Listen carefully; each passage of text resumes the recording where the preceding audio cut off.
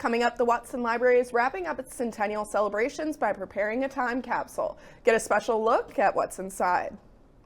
Later, the Kansas State Board of Education is looking to limit screen time in the classroom, what this means for Kansas school districts.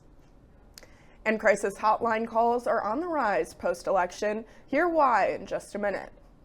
Live from the studio in Stauffer Flint at the University of Kansas, you're watching KUJH News. Good morning and welcome to KUJH News. I'm Francesca Onofrio. And I'm Cameron McCrory.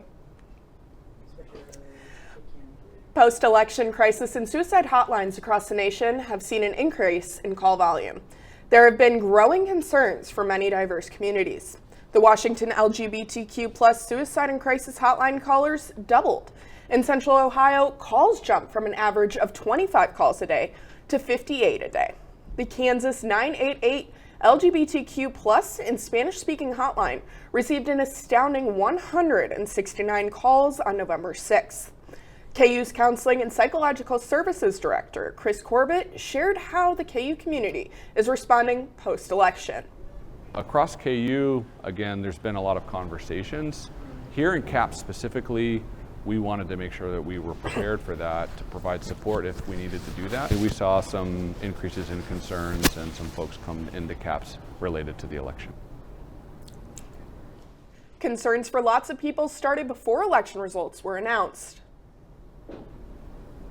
Inevitably, while we know the result now, there was a period of time where that wasn't the case, and so that dynamic of an unknown event also feeling like it has a lot of weight to it, especially given some of the things that were said, being directed at certain groups of people, I think naturally heightened some people's concerns. As people continue to have worries regarding the election results, there are resources available on the CAPS website, or there are walk-in appointments also available. And Watson Library turned 100 years old this year, and they've had quite the celebration over the past month for the centennial.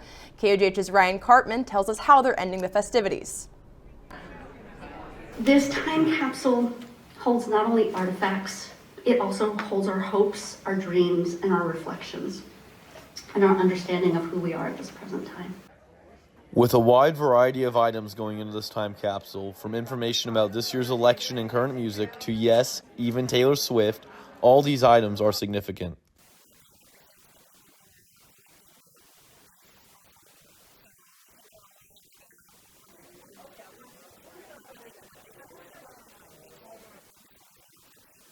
Now, what would happen if we looked back in time to 1924 and saw what KU's campus looked like then?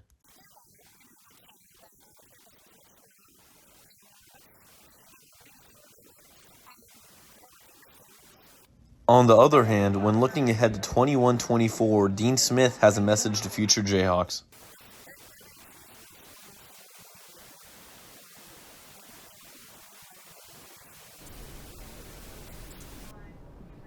Thanks, Ryan. It's crazy to think that we will have 4 more generations of Jayhawks until the capsule is opened. We're experiencing a bit of a cold front here in Lawrence this week. That's right, Francesca. It might be time to get out the coats. Sam, is that true? Thank you, Cameron. There's plenty of sunshine out there this morning, but that is very deceiving as it was a cold and windy morning here in northeast Kansas. In Lawrence in particular, we are sitting at 41 degrees right now, but it feels like 34 thanks to those strong winds out of the northwest. The sunshine and strong wind will continue through the afternoon. We will not warm up that much further, probably topping out around 47 in between 3 and 4 p.m. Again, with those winds gusting into the low 20s throughout consistently for the remainder of the day today. As we take a look at our temperature trend for the next week, there is a very nice warm-up in store for the weekend. Sunday will be very nice at 67 degrees, but then just as quick as we climb up, we'll fall right back down again come Monday, and those temperatures in the 40s will continue for the beginning and middle parts of next week. And I will not be surprised if we drop our high temps down into the 30s as Thanksgiving weekend approaches. Cameron? Thanks, Sam. Later, Sam will be back with more to give us a better look into the extended forecast. Throwing newspaper shreds into the air is a longtime tradition at Allen Fieldhouse. But who cleans it up? We're going to take a look at the post-game cleanup process. And Lawrence is home to dozens of coffee shops, but which one is the best? We asked students what they think. You may not hear it at first, but it's there. Our chant, rising. On this summit, callings converge, voices unify into a chorus that sounds out for good, for greatness. Can you hear it? Thousands of students and fans enjoy watching the Jayhawks compete inside Allen Fieldhouse, but many don't know about the extensive cleanup process following the game. KUJH's Prescott Deckinger shows us the process.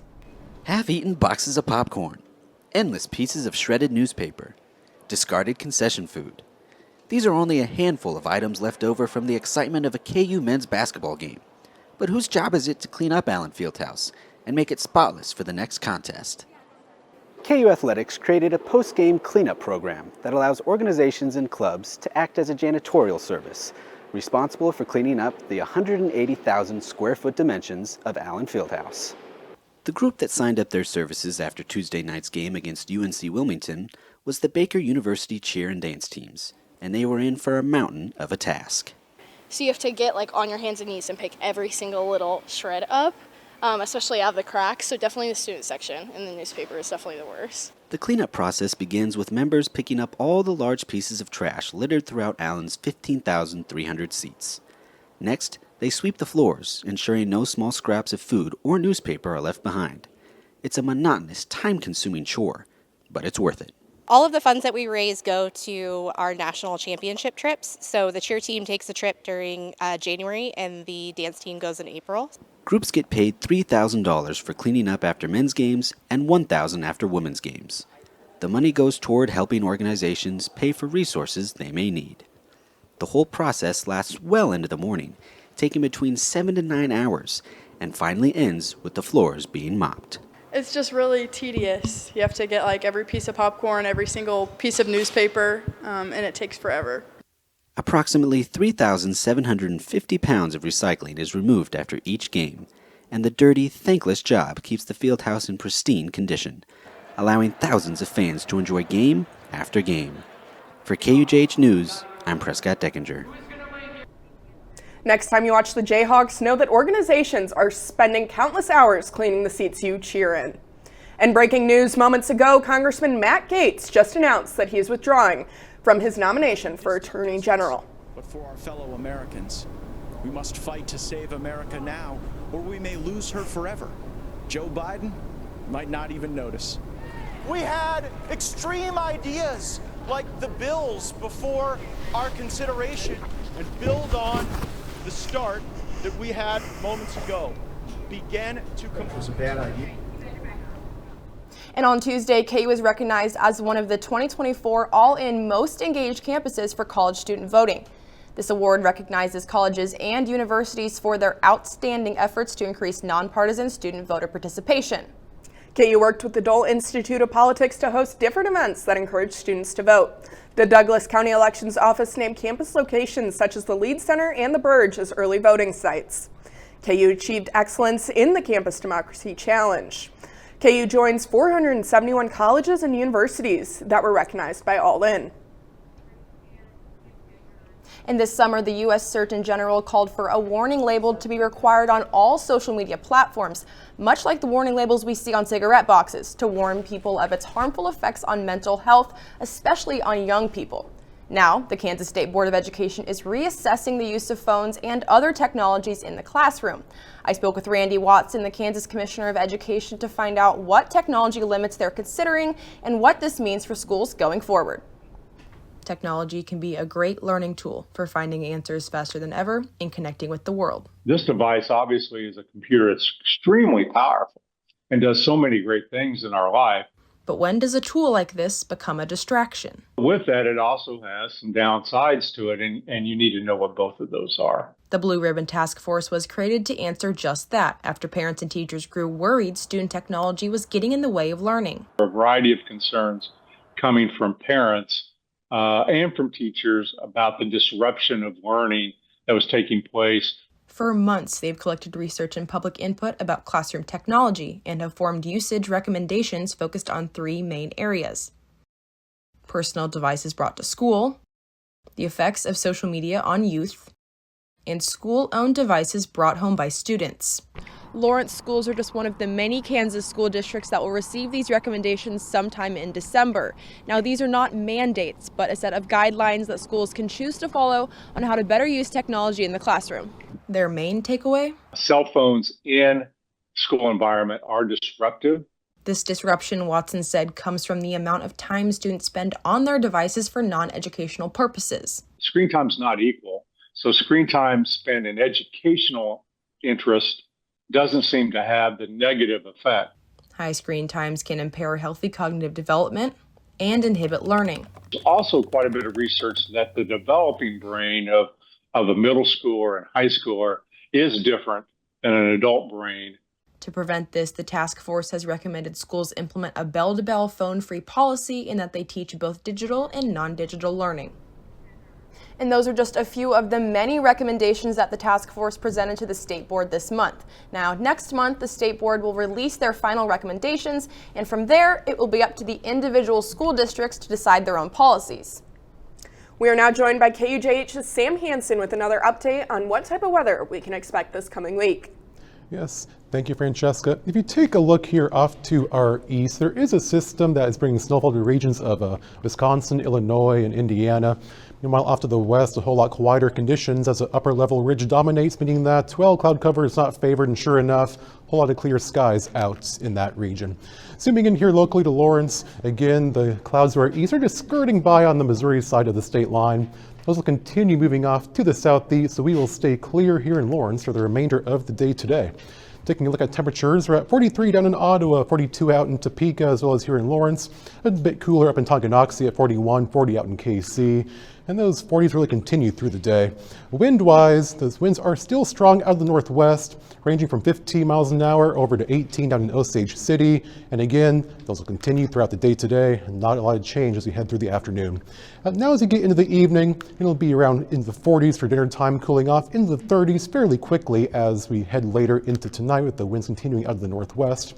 The clear skies will allow temperatures to drop down into the 20s for an overnight low of 26. Come tomorrow morning, that means you will definitely need those coats if you have an early morning class. Sun will come out though, but again, not going to warm up all that much tomorrow. We will be a few degrees warmer than today, topping out around 50 in tomorrow afternoon. Saturday again going to warm back up to 60, and Sunday even warmer, notching the temperatures up to 67, with the partly cloudy skies coming in for the weekend. And if you're heading out to Arrowhead Stadium for the football game against number 16 Colorado, it'll be perfect football weather once again. 55 pregame, 58 for kickoff, and then 53 in the fourth quarter. Now heading into next week is when there will be another chance for snow. I know I said this last week, definitely did not pan out for yesterday, but especially for Tuesday night, really through Thursday morning seem to be the best chances. Again, nothing is certain, a lot of uncertainty with this, but do not be surprised if you see a couple snowflakes, wintry mix, or rainfall. It could be anything next week, honestly. It's very uncertain at this time, but again, the chance for a first wintry mix of the season will come next week. Taking a look at our 7-day forecast, 47 and breezy today, and then 50, then 60 Saturday, nice weekend, and then the temperatures drop right back down as you'll return to the low temperatures in the upper 20s middle of next week, and again cooling off further as you get toward the next weekend. Back to you guys. Thanks, Sam. Hopefully we can have some nice weather for this Thanksgiving break, although you did break my heart just a little bit, hearing that there might be some snow. Yeah, this week has kind of felt like the first taste of winter. You know, I was thinking I had to get my coat out for good, but it feels like we might have a few sunny days still. I know, I'm an iced coffee person, so I'm slowly switching. It's hard to do that in the colder temperatures. Exactly. Yeah, but I do like an iced coffee. Yeah, so, well, speaking of coffee, coffee shops in Lawrence keep growing in number and increasing in variety. With the recent openings of Dutch Bros on Iowa and 151 on 23rd, KU coffee drinkers have much to be excited for. KUJH's Ryan Cartman has more on the coffee craze. Oh, how coffee has become one of the talks of the town here in Lawrence. With 2 new establishments having opened and plenty of more shops in town, there are many options to choose from.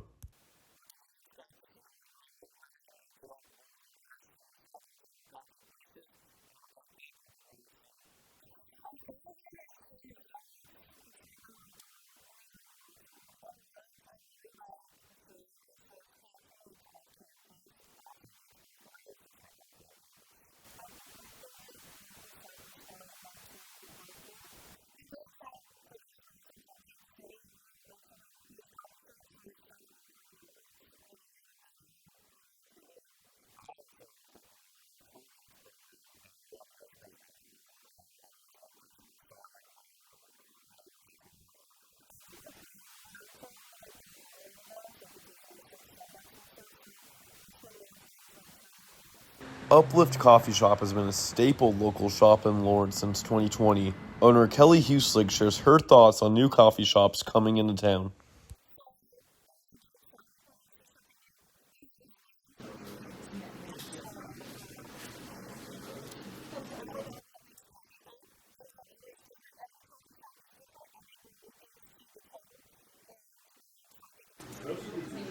Huslig goes on to explain why she feels confident that Uplift will succeed in the competitive coffee market in Lawrence.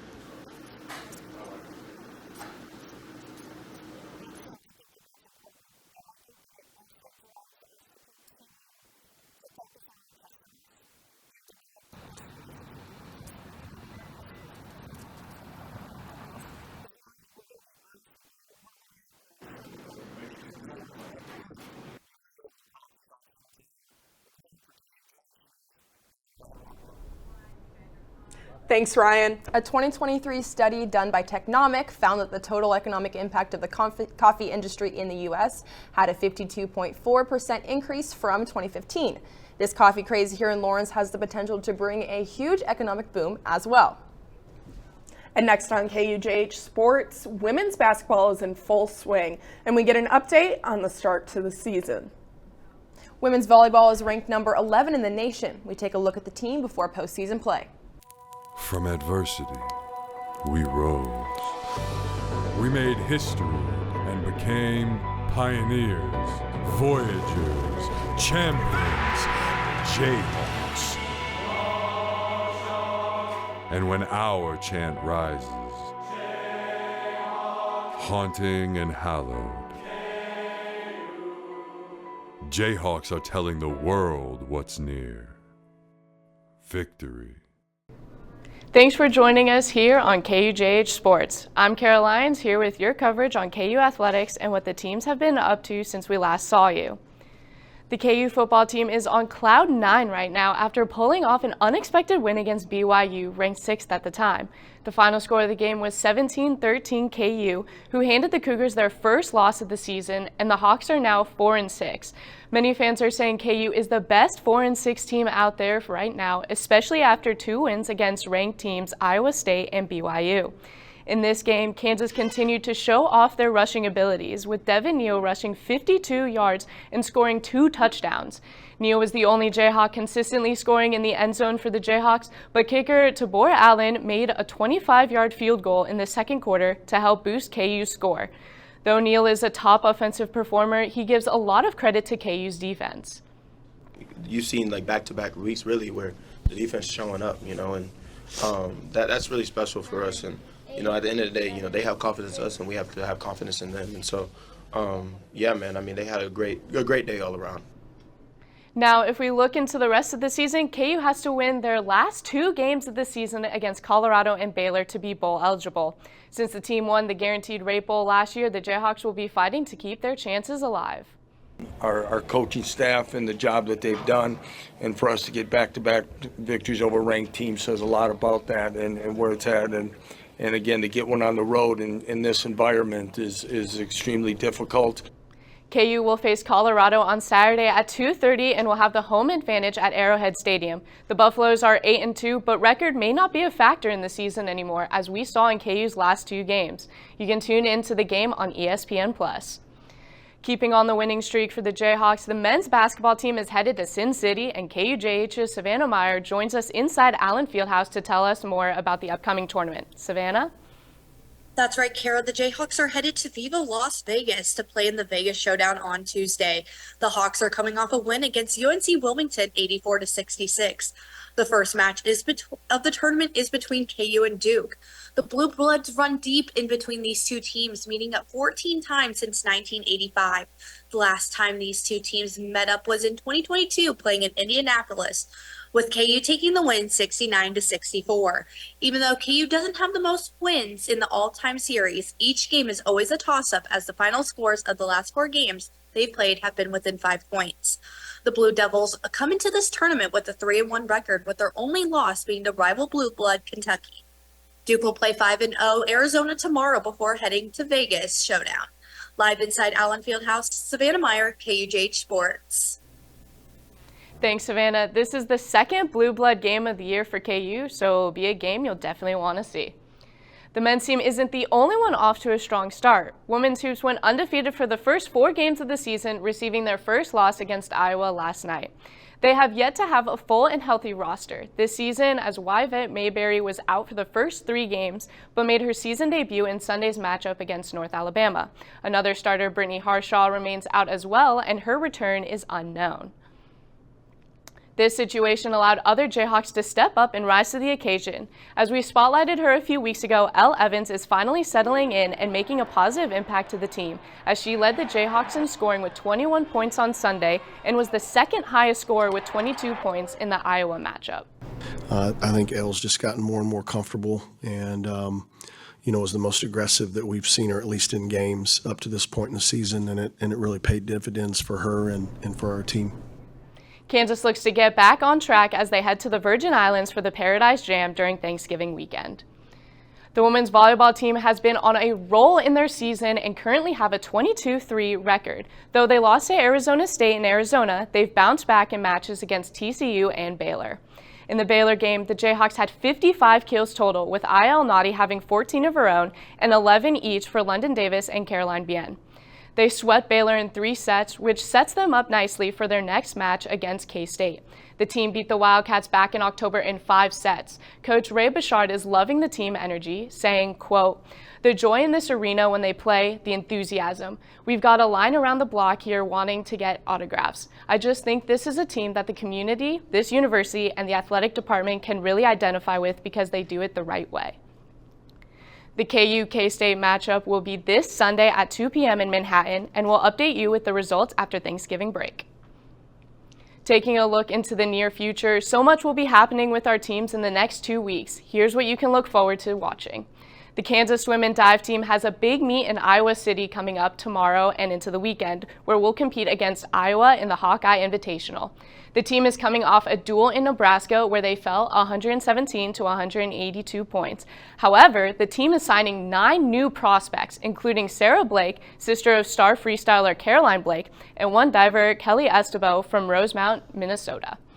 Volleyball's matchup against BYU is coming up on November 27th in the Lawrence at 6:30 p.m.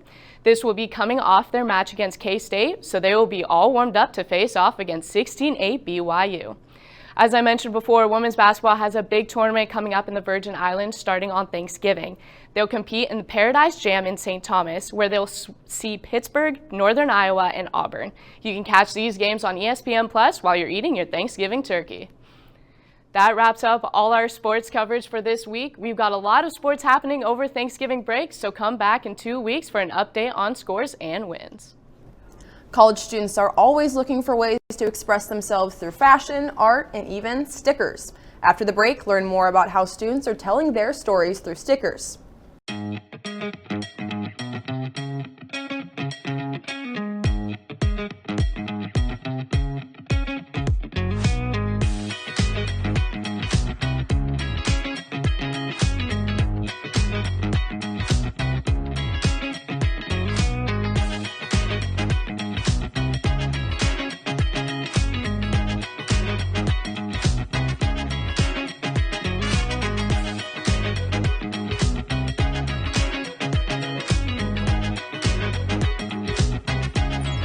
National champions deserve a clean campus.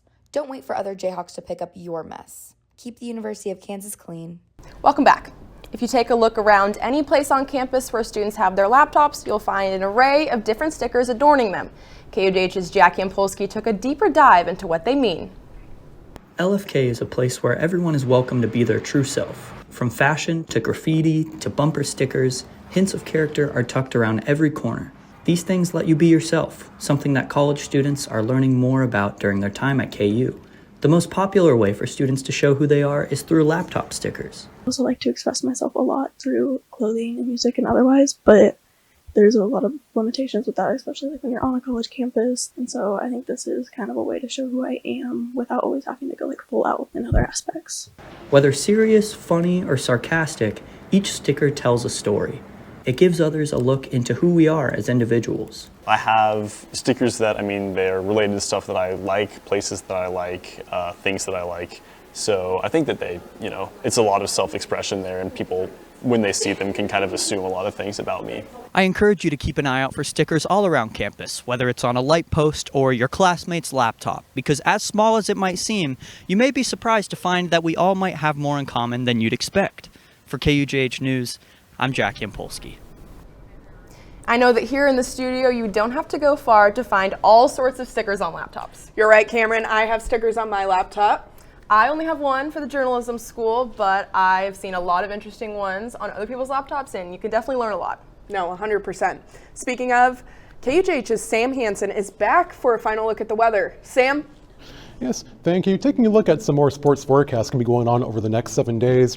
Everything looks good for the most part. I mean, women's tennis and women's dive looks good. The two volleyball matchups against K-State and BYU look good as well.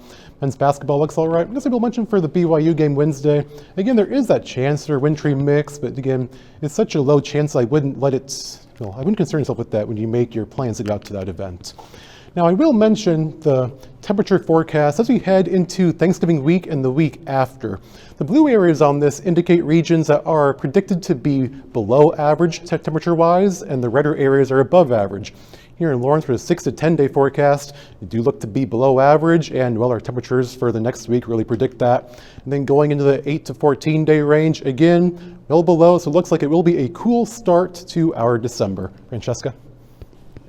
Thanks, Sam. Thanksgiving is just around the corner, and many students are looking forward to a home-cooked meal. KUJH's Charlie Ann Ortiz found out what meal students are most excited for.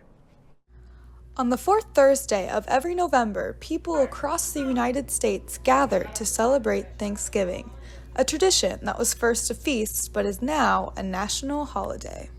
The first Thanksgiving meal dates back to 1621, when the Pilgrims and the Wampanoag people shared an autumn harvest.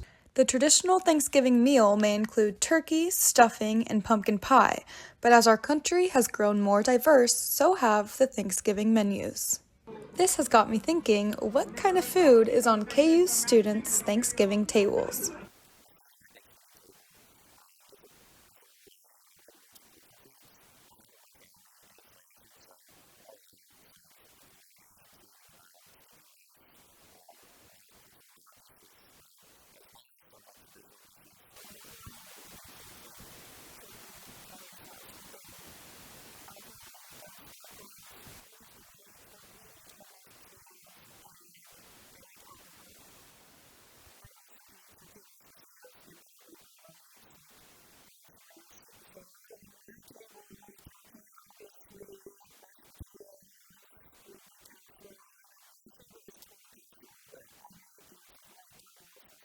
For many families, Thanksgiving traditions go beyond food.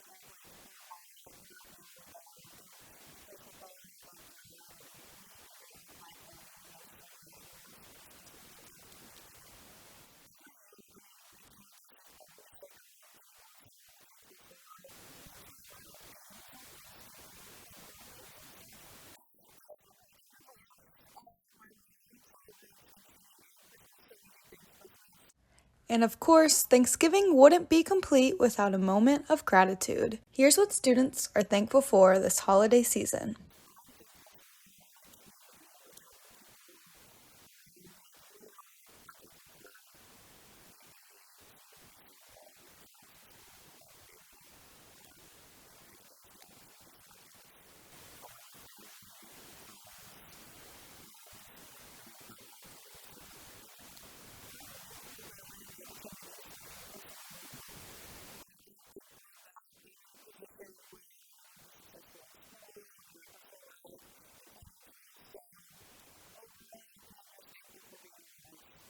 So no matter what is on the table or how it is celebrated, Thanksgiving can be a time to come together and be thankful.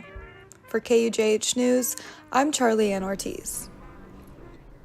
From our KUJH family to yours, happy Thanksgiving. And that's all we have for you this morning. Make sure to check out KUJH on TikTok, Twitter, and Instagram for exclusive content and keep up to date on the latest stories at KUJHnews.com. I'm Cameron McCrory. And I'm Francesca Nofrio. KUJH News will be back in 2 weeks on Thursday at 11:30 a.m. And again, happy Thanksgiving.